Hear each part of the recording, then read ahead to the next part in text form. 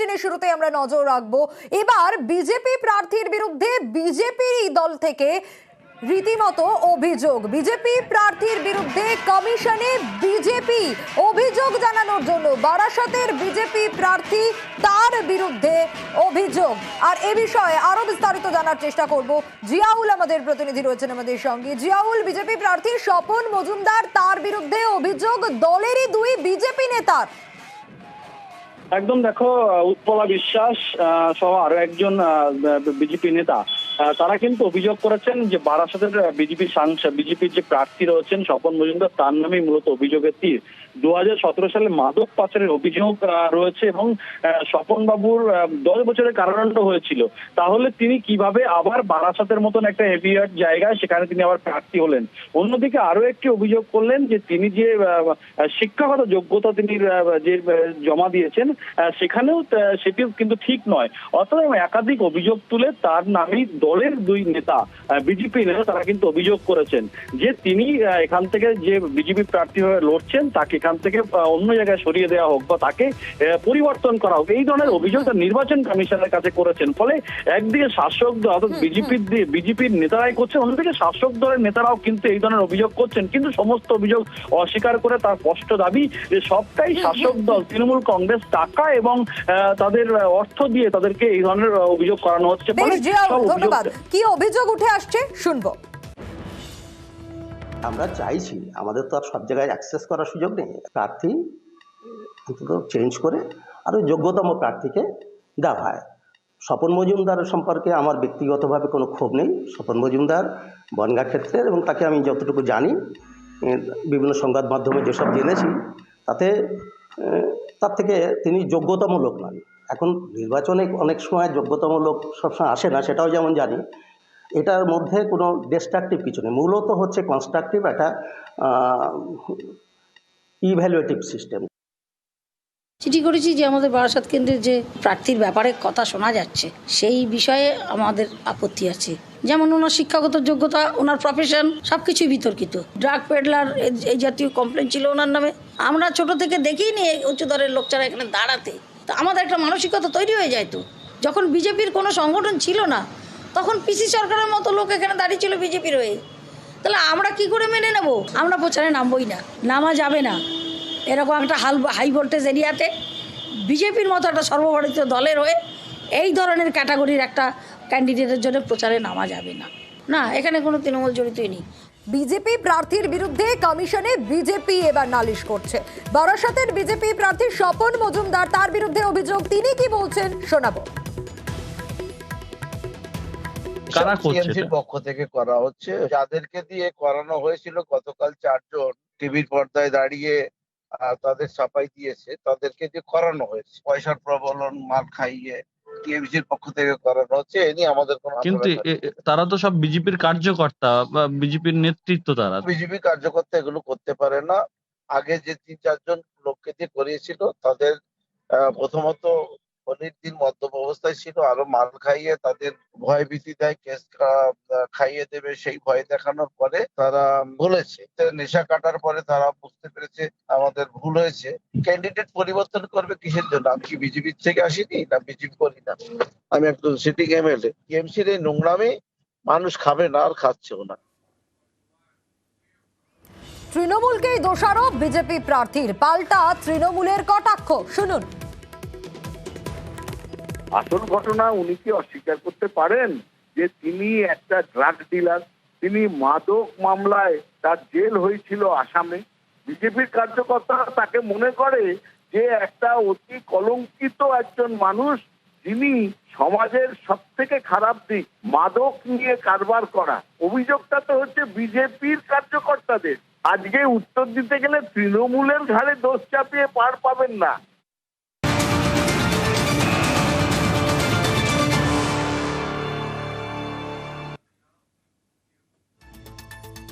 Agency রাজনীতির অভিযোগে কমিশনে তৃণমূল। দিল্লিতে নির্বাচন কমিশনে অভিযোগ, তৃণমূলের তরফে ভোটের আগে ঠিক বেছে বেছে তৃণমূলকে টার্গেট করা হচ্ছে, এমনটাই অভিযোগ তৃণমূলের। বাংলায় কেন্দ্রীয় এজেন্সিগুলিকে রাজনৈতিক ব্যবহারের অভিযোগও উঠছে। দিল্লিতে নির্বাচন কমিশনে অভিযোগ তৃণমূলের।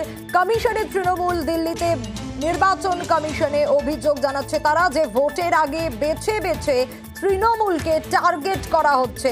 বাংলায় কেন্দ্রীয় এজেন্সিগুলিকে রাজনৈতিক ব্যবহারের অভিযোগ তৃণমূলের। সর্বভারতীয় তৃণমূল কংগ্রেসের পক্ষ থেকে একটি মেমোরেন্ডাম জমা দিয়েছি। বাংলা দেখা যাচ্ছে যে কেন্দ্রীয় সরকারের দ্বারা পরিচালিত রাজনৈতিক অঙ্গুলি হলনে আমরা কিছু কেন্দ্রীয় সংস্থাকে দেখছি একেবারেই বাংলায় নেমেছে। আমাদের প্রার্থী রয়েছেন মহুয়া মৈত্র, রাজ্যের মন্ত্রী রয়েছেন বীরভূমের চন্দ্রনাথ সিনহা, কলকাতা পৌরসভার কাউন্সিলর জুই বিশ্বাস। এদের বাড়িতে হানা দিচ্ছে সিবিআই ইডি, তাকে প্রচার থেকে বিরত থাকার জন্য নানান এই সমস্ত কৌশল। এবার হচ্ছে যে আইটিও পৌঁছে যাচ্ছে, এনআইএও সদ্য আমাদের যারা কর্মীরা রয়েছেন তাদেরকেও ব্যতিগ্রস্ত করছে। এই সময় জিজ্ঞাসাতে সকলেই নেমেছে, 100% সকলেই পশ্চিমবাংলায় টার্গেট করে নেমেছে। তাহলে এখানে কোথাও না কোথাও ব্যয়বিচার হচ্ছে। শুধু পশ্চিমবাংলায় যারা আমাদের অফিসিয়ালস আধিকারিকরা রয়েছেন তাদের প্রচুর মুভমেন্ট করানো হয়েছে। প্রথা বলে এটা যে নির্বাচন চলতে দিন, নির্বাচনের পরে যা তদন্ত ইত্যাদি করতে চান করবেন। তৃণমূল নেতা শশী পাজার বক্তব্য শুনছিলেন, এবার শোনাবো বিজেপি নেতা দিলীপ ঘোষ কি বলছেন। বলছেন তৃণমূল তো নির্বাচন কমিশনে চক্কর কাটতে কাটতে ভোটই পেরিয়ে যাবে। শুনুন কি বলছেন। তৃণমূল নির্বাচন কমিশনের চক্কর লাগাতে লাগাতে নির্বাচন পার হয়ে গেছে, বাঁচার কোনো রাস্তা নেই। কারণ আকণ্ঠ দুর্নীতিতে ডুবে যাচ্ছে পার্টি এবং তার নেতারা, কেউ ছাড় নাই। আর সব বাড়ি থেকে টাকা পয়সা দলিল বেরোচ্ছে, পাপের ঘোড়া ভরে গেছে। দেশের আইন তার কাজ করছে, নির্বাচন কমিশনে যান বা অন্য কোথাও বা ইউএনওতে যান, জবাব তো দিতে হবে। কেজরিওয়াল কি টিএমসি করেন নাকি? টিএমসির লোকেরা যদি দুর্নীতির সঙ্গে যুক্ত হয় তো তার বাড়িতে তো ইডি সিবিআই যাবে, অন্যের বাড়িতে যাবে না।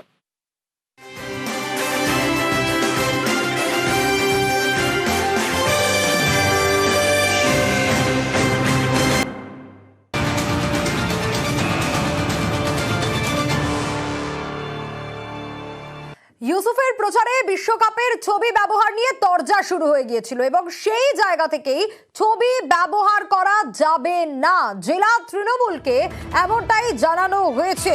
বিশ্বকাপের ছবি সরাতে হবে। কমিশনের তরফ থেকে ঠিক কি কি জানা যাচ্ছে আরো বিস্তারিত জানবো সোমরাজের কাছ থেকে। আমাদের প্রতিনিধি সরাসরি রয়েছেন আমাদের সঙ্গে। সোমরাজ, এই নিয়ে কিন্তু তরজা শুরু হয়ে গিয়েছিল, এবার কি জানালো কমিশন জানতে চাইবো।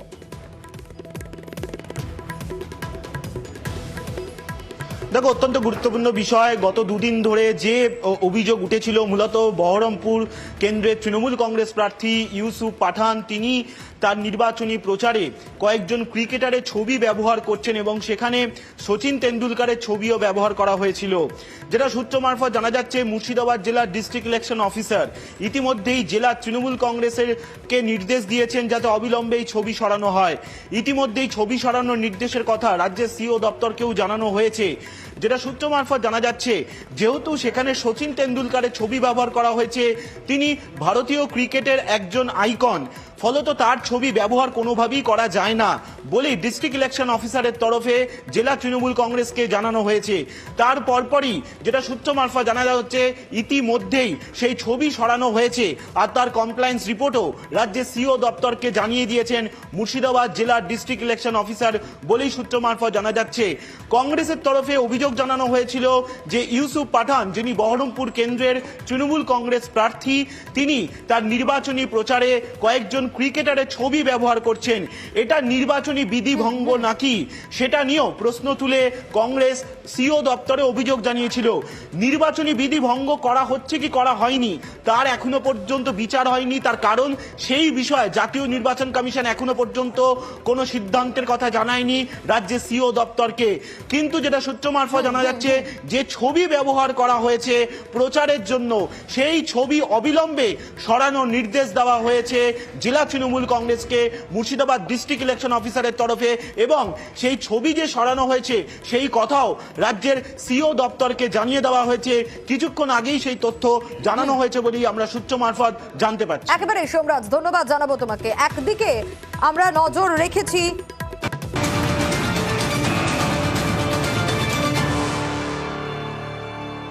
ইউসুফ পাঠানের ছবি, বিশ্বকাপের ছবি এই প্রচারে দেওয়া যাবে না, স্পষ্ট জানিয়ে দেওয়া হয়েছে কমিশনের তরফ থেকে। কোনো রকম বিশ্বকাপের ছবি ব্যবহার করা যাবে না। অন্যদিকে আবাস যোজনা নিয়ে তৃণমূলের অভিযোগের জেরেই এবার তৎপর কমিশন। 5 জেলার রিপোর্ট তলব নির্বাচন কমিশনের। মৈত্রেয়ী আমাদের প্রতিনিধি রয়েছেন আমাদের সঙ্গে টেলিফোনে। মৈত্রেয়ী, আবাস যোজনা নিয়ে তৃণমূলের কি অভিযোগ রয়েছে? দেখো সোনিয়া, আবাস যোজনা নিয়ে তৃণমূল কংগ্রেসের তরফ থেকে অভিযোগ জানানো হয়েছিল মুখ্য নির্বাচনী আধিকারিককে যে আবাস যোজনার কল সেন্টার চালানো হচ্ছে মূলত 5 জেলায় এবং সেখান থেকে কল সেন্টার থেকে ফোন যাচ্ছে সাধারণ ভোটারদের কাছে এবং আবাস যোজনা সম্পর্কে তাদের বলা হচ্ছে, কেন্দ্রীয় আবাস যোজনা সম্পর্কে তাদের বলা হচ্ছে। এই 5 জেলার মধ্যে রয়েছে হাওড়া, হুগলি, নদিয়া, পূর্ব ও পশ্চিম বর্ধমান এবং এই 5 জেলারই প্রশাসনের কাছে রিপোর্ট চেয়ে পাঠালো কমিশন এবং তার সঙ্গে সঙ্গে কিন্তু কমিশন এই অডিও রেকর্ডিংটাও খোঁজ করছে, যেখানে যে ভোটারদেরকে যে ফোন করা হচ্ছে আবাস যোজনা সম্পর্কে বলার জন্য, সেই বিষয়েও কিন্তু তারা অডিও রেকর্ডিং তারা খোঁজ করছেন এবং সেটা পেলে কিন্তু আরো বেশি কড়া পদক্ষেপ তারা নিতে পারবেন বলে তারা জানিয়েছেন। কিন্তু ইতিমধ্যেই তারা এই 5 জেলাকে রিপোর্ট দেওয়ার কথা জানিয়ে দিয়েছেন, রিপোর্ট দেওয়ার নির্দেশ তারা দিয়েছেন।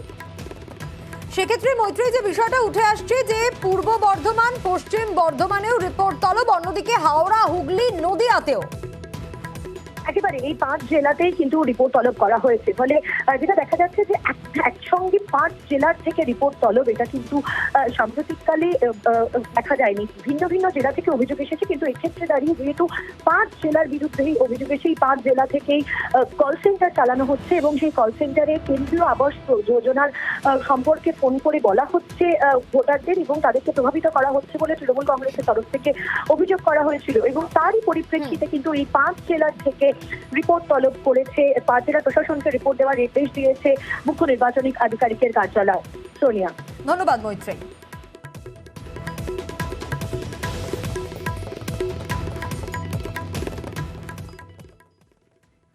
তারিখ ধরে ধরে রোজই শ্বেতপত্র প্রকাশের চ্যালেঞ্জ অভিষেকের। 15 দিন কেটে গেছে 360 ঘন্টা, তবুও 100 দিনের কাজ আবাসের দুর্নীতি নিয়ে শ্বেতপত্র প্রকাশ করতে পারেনি বিজেপি।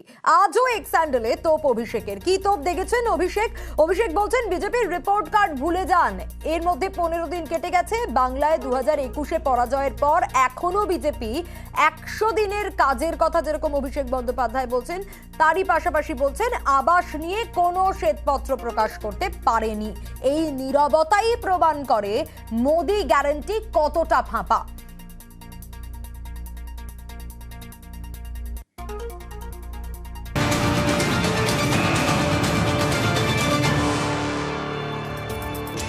পাল্টা ক্যাগ রিপোর্টের প্রসঙ্গ তুলে সরব হয়েছেন দিলীপ ঘোষ।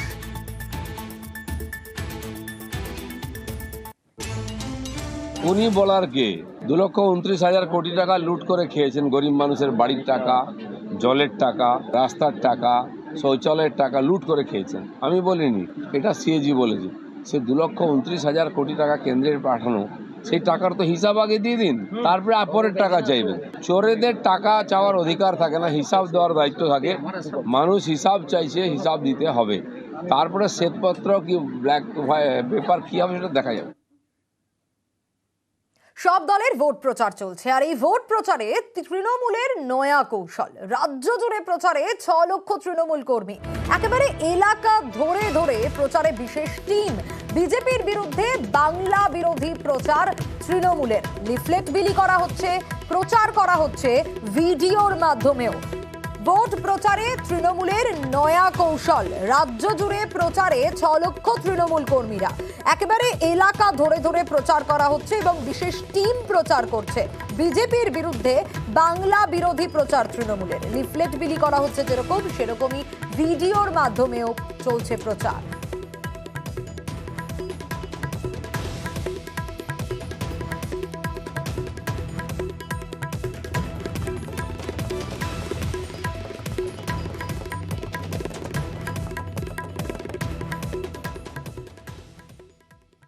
আর এবার নজর আবহাওয়ার খবরে, কারণ গরম আরো বাড়বে। মার্চ এখনো শেষ হয়নি, চৈত্রে 40 ডিগ্রি। আগামী 2 দিনে নাকি আরো গরম বাড়বে। পুরুলিয়া, বাঁকুড়ার পারদ 40 ডিগ্রিতে উঠবে। কি বলছে আবহাওয়া দপ্তর জানার চেষ্টা করব। বিশ্বজিৎ আমাদের প্রতিনিধি সরাসরি রয়েছেন আমাদের সঙ্গে। বিশ্বজিৎ, গরম এখনই আরো বাড়বে বলছে আবহাওয়া দপ্তর।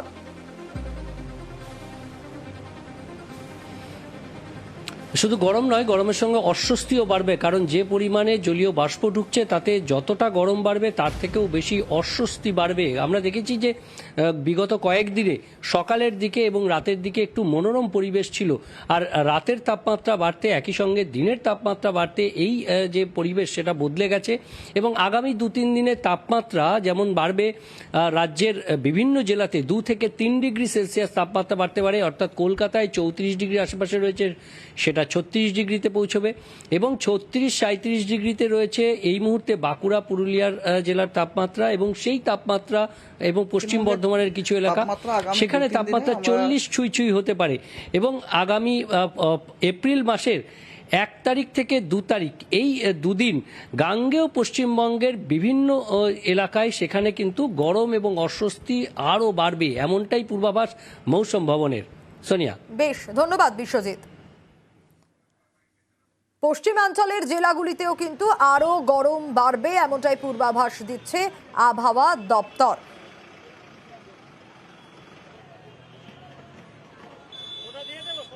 দক্ষিণবঙ্গের তাপমাত্রা আগামী 2-3 দিনে আমরা 2 থেকে 3 ডিগ্রি বাড়ার সম্ভাবনা দেখতে পাচ্ছি। এপ্রিলের শুরু থেকে মানে পশ্চিমের জেলাগুলোতে টেম্পারেচার 40 ডিগ্রি কিন্তু টাচ করতে পারে। দক্ষিণবঙ্গতে আপনার বললাম 2-3 ডিগ্রি টেম্পারেচার বাড়ার সম্ভাবনা আছে। তার সাথে সাথে কন্ডিশনটা অনেক বেশি হিউমিড হয়ে যাচ্ছে, আমাদের ডিসকমফোর্টটা একটু বেড়ে যাবে আর কি। 31 তারিখে গোটা গ্যাঞ্জেটিক ওয়েস্ট বেঙ্গলের সব কটি জেলাতে হালকা বৃষ্টির সম্ভাবনা আছে। আর সতর্কতাও দেওয়া হয়েছে আমাদের মেদিনীপুর এবং ঝাড়গ্রাম। পশ্চিমাঞ্চলের জেলাগুলিতে আরো গরম বাড়বে এমনটাই পূর্বাভাস দিচ্ছে আবহাওয়া দপ্তর। পুরুলিয়ায় বেলা বাড়তেই একেবারে ভ্যাপসা গরম, ছাতা হাতে মাথা ঢেকে রাস্তায় বেরোতে হচ্ছে মানুষজনকে। এবং আজ পুরুলিয়ার সর্বোচ্চ তাপমাত্রা আপনাদের জানিয়ে রাখি 36 ডিগ্রি সেলসিয়াস।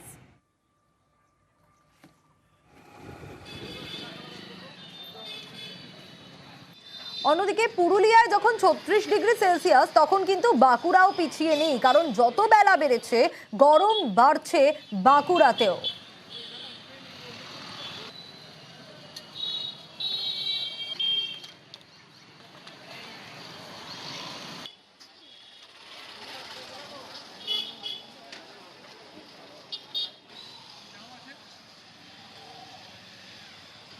আর যত বেলা বাড়ছে ভ্যাপসা গরম বাড়ছে। ঝাড়গ্রামেও কিন্তু পারদ একেবারে ঊর্ধ্বমুখী, এবং ছবিটাই বলে দিচ্ছে যে গরমে নাজেহাল জেলাবাসী। ছবি করছি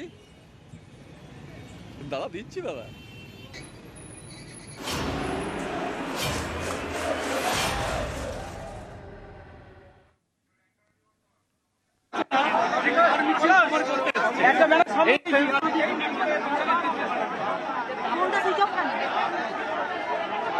ইতিমধ্যেই বসিরহাটে শুভেন্দু অধিকারী বিজেপি প্রার্থী রেখা পাত্র তার সমর্থনেই মিছিলে শুভেন্দু অধিকারী রয়েছেন, অর্চনা মজুমদার এবং অন্যান্যরাও রয়েছেন।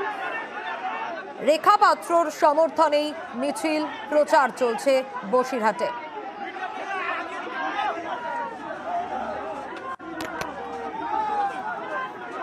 ভেঙ্কটেশ্বর আমাদের প্রতিনিধি রয়েছেন আমাদের সঙ্গে। ভেঙ্কটেশ্বর, আমরা সেই ছবি দেখাচ্ছি দর্শকদের, বিজেপি প্রার্থী রেখা পাত্রর সমর্থনে শুভেন্দু অধিকারী, আর কারা কারা রয়েছেন এই মুহূর্তের ছবিটা? শুভেন্দু অধিকারী ছাড়াও আমরা দেখতে পাচ্ছি সুব্রত ঠাকুর রয়েছেন, অর্চনা মজুমদার, কৃষ্ণান্ত মুখোপাধ্যায় সহ সাংগঠনিক যে সমস্ত নেতৃত্ব রয়েছেন তারাও কিন্তু আজকের যে পদযাত্রা, সেই পদযাত্রায় তারাও পায়ে পা মেলাচ্ছেন।